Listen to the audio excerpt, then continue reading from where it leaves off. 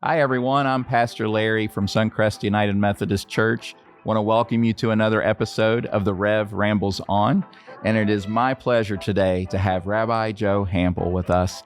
And we're going to learn a little bit about Judaism and the similarities and differences with Christianity and the role that Rabbi Joe has served for many years and how he came to Morgantown.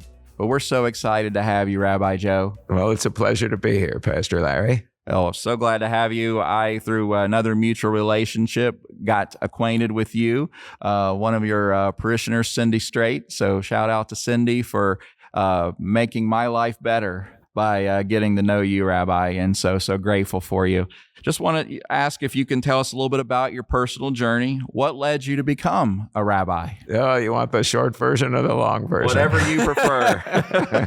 Well, I'm a midlife career change rabbi. I had a mediocre corporate career in California, and then at 47, I looked in the mirror and said, if I died today, what would I be remembered for? Wow. And once you've had that thought, there's no going back. So I entered Hebrew Union College. I flew to Jerusalem for a year in Jerusalem and then 4 years in L.A. And at 52, in Los Angeles, California, I was ordained a Reform rabbi. That was 2009, a recession year. There were no jobs, even for my young classmates, let alone for me. So I worked as a prison chaplain for a couple of years at Pelican Bay State Prison, maximum security, bank robbers and drug kingpins. That was my flock. And then in 2012, I got this job here. And in 2012, I flew here to Morgantown to audition at Tree of Life congregation on South High Street. And they hired me. So here I am. I've been here 13 years. And we're so glad you're here. You're a great asset to our community. Had you ever been to West Virginia before? I barely knew where West Virginia was. I thought it was down near Alabama, but it turns out it's up near Pennsylvania. They must have moved it. That's right. Well, we kind of moved from Virginia, right? A long time ago. Yes. Yeah. So, but the weather was a little bit different from California. Oh, yes. Yes, it was. But of course, I'm closer to family and friends in the Northeast. It's not all bad. Well, that is great. We are so glad that you are here. So you kind of told a little bit about what drew you to Tree of Life congregation. What has your experience been there like? Well, it's a very brainy congregation. It's all academics and professionals. That's great. I get to use all my big words. That's right. I'm very practical in my messages throughout. A lot of times I've been in rural West Virginia in different places as a pastor. And one of the hardest things sometimes is when you get out of seminary and you're ready to use what you've learned realize, okay, I need to be very practical. But you have that opportunity to be very academia and share it with people that are yearning for that. So that's really neat. Yeah. Were there any pivotal moments in your life, other than what you already mentioned, that shaped your spiritual identity or your approach to leadership? Well, sure. Approach to leadership. Well, the corporate career, I had a lot of experience in dealing with difficult people. Yeah, that's bound to come in handy. I got you ready for prison ministry too. That's right. When I was in seminary, I took a unit of CPE, clinical pastoral education. That was transformative. Now that I know what CP is, I wish I had taken the complete program. But that was transformational in learning how to listen to people and how to listen for feelings, not facts. Facts don't matter. Feelings matter. And learning how to listen altruistically and learning how to listen as an end in itself. That was huge. And in terms of my personal spiritual journey, I had a fairly secular upbringing in the New York suburbs. My parents weren't synagogue goers. I had a little Hebrew school and a little Jewish day camp and a semblance of a bar mitzvah. But my parents and grandparents never set foot in a synagogue if they could help it, even at the high holidays. But there was a discourse about the Jewish experience and the Jewish predicament and Jewish celebrities and Jewish contributions to civilization. There were Jewish foods and Jewish humor and Jewish music. Even though we were a pretty secular Jewish family, I knew that I was Jewish. It was discussed all the time. It was different from secular Jews in West Virginia today. Yeah. Some of the kids in my religious school, I'm sure the word Jewish is never uttered in their homes. It's a whole different level of secular. But anyway, so then I grew up. I went to California at the age of 23, And at the age of 36, I impulsively joined a synagogue, and then I got very into it. I started volunteering for committees and organizing events, and I gave myself a crash course in Judaism, and I started teaching classes, and I started giving sermons, and I served on the board, and finally there was nothing left but to go to rabbinical school. What a journey. It's been a surprise to me and everyone around me. I would have never known that, knowing you now, that you didn't grow up really faithfully in the synagogue. That's really transformational. So help us out, Rabbi Joe. Some of our listeners may not be familiar with Judaism, so not just as a religion, but tell us a little bit about that, but also as a culture and people. Well, certainly. I think if your listeners are Christians, they realize that your Bible has two parts. I believe you call them the Old Testament and the New Testament. We do. Well, your Old Testament is, in fact, the Jewish Bible. We have a book in common. We Jews don't have the New Testament. That's the Christian sequel. Yeah. We Jews have a different sequel. It's called the Talmud. The Talmud is much longer and more convoluted than the New Testament. I'm guessing very few people have ever read the Talmud cover to cover, but you can buy a short popular overview of the Talmud and get a general idea of what it's all about. Judaism and Christianity parted ways, after the destruction of the temple. Mm-hmm. The Hebrew Bible, the Old Testament, defines a religion that revolves around a national temple, a hereditary priesthood, and agricultural sacrifices. Then the Romans came and destroyed the temple, disbanded the priesthood, and abolished the sacrifices. So then we had a crisis. We have this book defining this terrific religion, which we can't practice anymore. Oh my gosh, what do we do now? After a certain period of running around like chickens with our heads cut off, the church fathers met in that conference room and wrote the New Testament, and the rabbis met in that conference room and wrote the Talmud to define what we are going to do now. Correct me if I'm wrong, because Christianity isn't my area of expertise, but for Christians, I think what takes the place of the temple rituals is the crucifixion. The priestly sacrifices were in some sense leading up to the crucifixion, which you regard as the ultimate sacrifice. Yes. For rabbinic Jews, and now I'm talking about rabbinic Jews, there's biblical Judaism, which is the common parent of us both. Yes. And then there's rabbinic Judaism, which is the religion of the Talmud. So for us rabbinic Jews, the sacrifices have had to be put on hold until such time as the temple is rebuilt. And we've been waiting almost 2,000 years. It may not be imminent, but we can still keep the sacred times. We can still eat the sacred foods. We can still have home observance, synagogue observance. We can have prayer. The prophet Hosea says, "We offer thee the bulls of our lips." What are the bulls of our lips? Prayer, of course. We can sacrifice words. It's right there in the text, the prophet Hosea. And of course, we can study the text. And for Jews, study, as the Talmud says, the Talmud Torah Keneged Kulam, the study of Torah is equivalent to all the commandments. So the commandments we can no longer fulfill in the three-dimensional world. We can honor them by studying them. That is the ultimate commandment. So how do different branches of Judaism understand their faith and practice differently? You're talking about Orthodox, Conservative, and Reform. Yes. So these branches originate in the 19th century after the ghetto walls come down and Jews begin mingling with the larger population. As long as Jews were confined in ghettos and didn't have a lot of interaction with non-Jews, of course, we followed our Jewish rules, and that was it.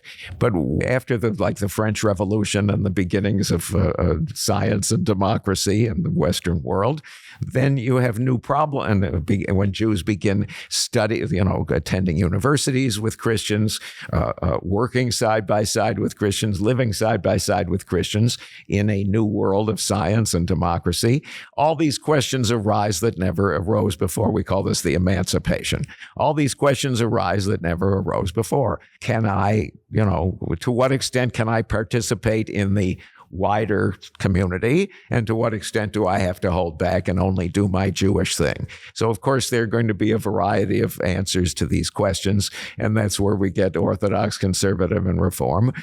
Reform Judaism, which is my denomination, is fully invested in our modern world of science and democracy, and we will adapt our ancient traditions to fit in this modern world. The conservatives are more cautious, and the Orthodox still more cautious. But of course, there is no uniform, timeless Judaism, and there never was. Of course, even in olden times, Judaism did evolve. No one is doing the same Judaism that they did 1,000 years ago, let alone 2,000 years ago. Of course, it evolves. Everything evolves unless it is dead. Anything that is alive does evolve. But, I'm in dialogue, of course, with my tradition and my heritage. And if I'm not practicing this or that ancient rule today, maybe tomorrow I'll find a way that it resonates with me. One of the things that I want to talk to you about, Rabbi, is that we're going to be doing a series in a couple of weeks about spirit. And I want you to know that I realize when I'm wanting to do this message a little bit about how the Old Testament talks about spirit, that there was no better person to talk to than you.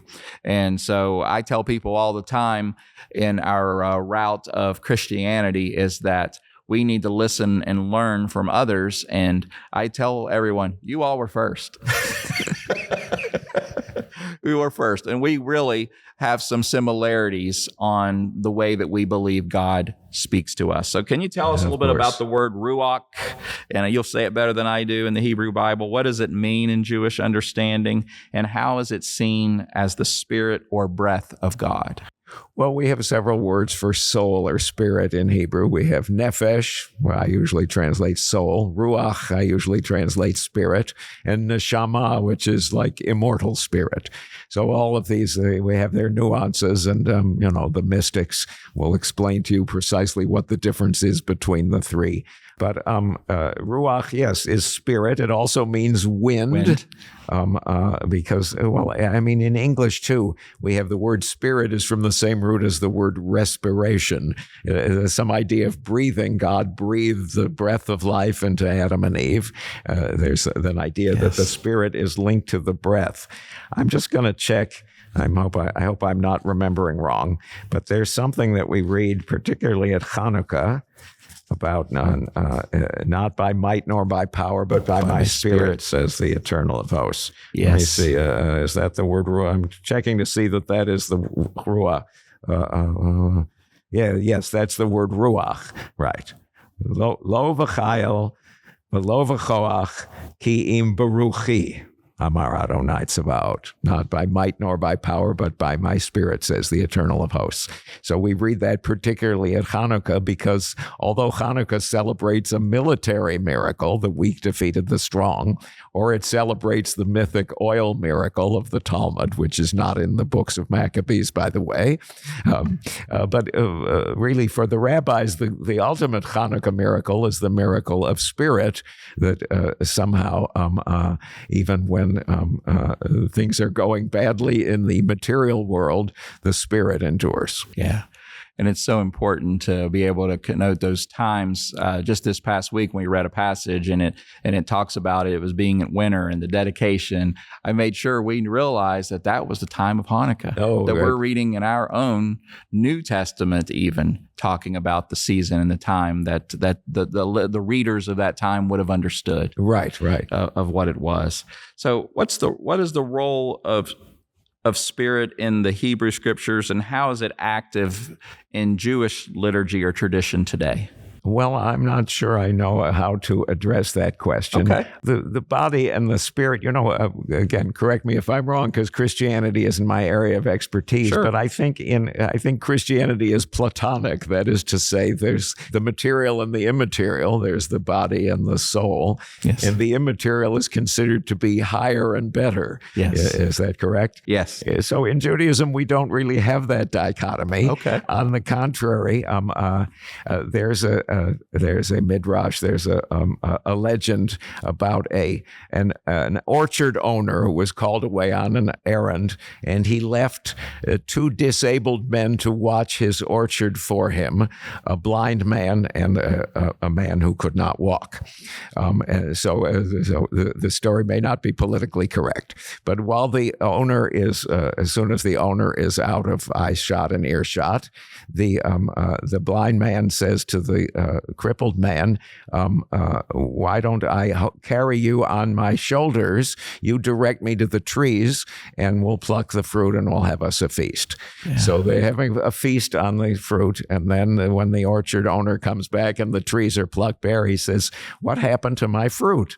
And the blind man says, well, don't blame me. I couldn't see the trees to find the fruit.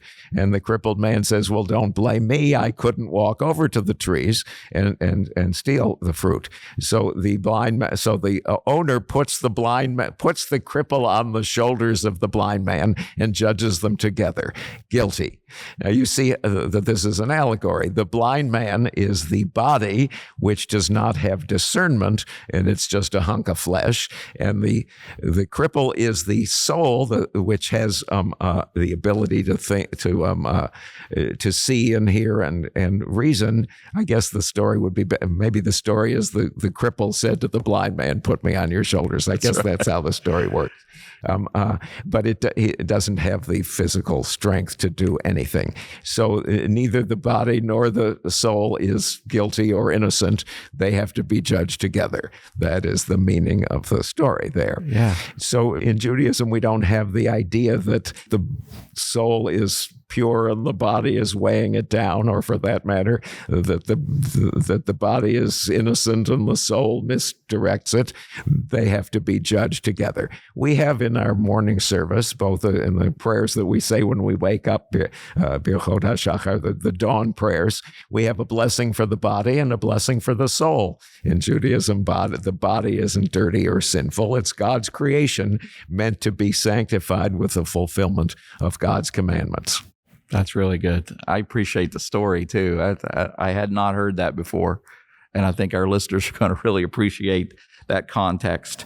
So the role of the Spirit in Hebrew Scripture then continues to be something that is probably not as talked about with Ruach, or is it? Well, I mean, the Spirit is indispensable as the body is indispensable, okay. But you can't separate them. I know how different Christianity is in this regard. In Judaism, we have, in the New Testament, Paul says disparagingly of the Jews, he says, "Behold Israel in the flesh." Yeah. And he doesn't mean it as a compliment. You're right. But it's true. Judaism is a more carnal religion than Christianity. Yeah. Yeah. We have, for example, the dietary laws. We have the menstrual purity laws. Yes. We have circumcision.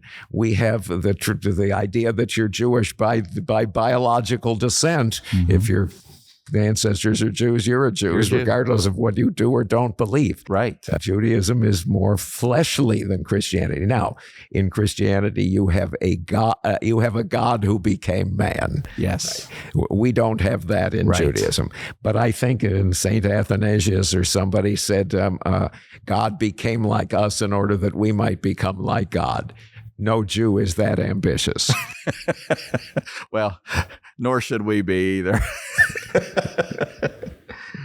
So what do you see then, Rabbi, as some of the greatest opportunities and challenges that we have for Jews and Christians today?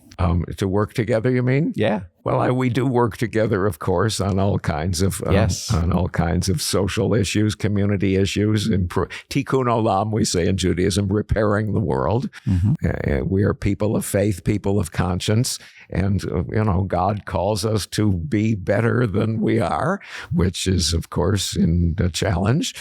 God calls us to transcend, what we've accomplished before, and to keep working on making this a better world. well, God could have made the world perfect, but then we would have no role to play, right? In a sense. God created the world incomplete so that we might partner with God in completing it. And that's something Jews and Christians can work on together. Now, of course, we have our differences. Of course. There's history and there are doctrinal differences, but more importantly, I think there are historical differences, periods of conflict and misunderstanding that we want to outgrow, but we can't outgrow them without talking about them. James Joyce said, history is a nightmare from which we are trying to awaken. Yeah. Well, just what you said there, I think in the midst of divide in our country and our world, it actually gives me a little hope. The way you articulated that was that if God had made the world perfect, there wouldn't be anything for us to do.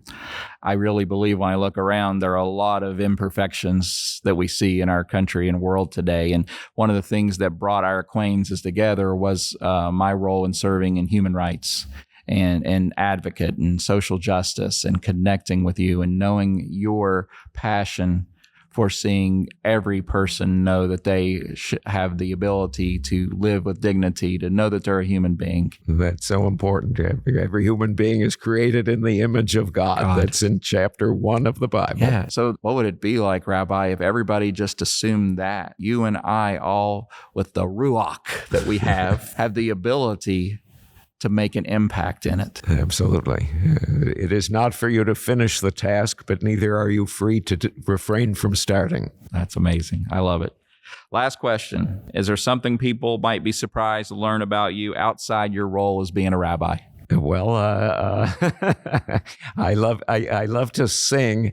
I used to sing in piano bars in my California days, and I grab every opportunity to sing a funny song or just to put new words to a song, to an existing song. This past weekend, I was at a family wedding in the Seattle area in Bainbridge Island, Washington State, and we sang parody songs celebrating the bride and groom. It was a lot of fun, and maybe we embarrassed them a teeny bit, but it was a great experience. Well, it's been a great experience having you on, and I want to shout out to Reverend Dee Min, who is a pastor, not in great health right now, where we offered our prayers to Dee. He's in Fairmont, and he was a trailblazer in getting faith columns in the Fairmont Times, and those columns continue on, and because of that, you're going to lead us off, I think, at the end of May. Yes. There'll be a faith column every Saturday. Is that correct? I don't know if it's going to be weekly or monthly. It has yet to unfold. We're evolving that. But in the Dominion Post, be looking for a Saturday faith column. Rabbi Joe's going to lead us off. And then actually, I've been told I'm second in line. Oh, okay. So I get to follow. That's not an easy following you, Rabbi. But I look forward to the opportunity. And that will, I hope, help us continue to have dialogue in Morgantown and beyond about how our faith, regardless of what our differences are, that we can concentrate on what unites us, and that's making a better community around us. Absolutely. Thank you. Thank you for your time, Rabbi Joe. A pleasure. Well, it's been a great time with Rabbi Joe today, and so I give thanks to our viewers and listeners. I hope you'll subscribe and share this episode. Until another time, this has been the Rev Rambles On.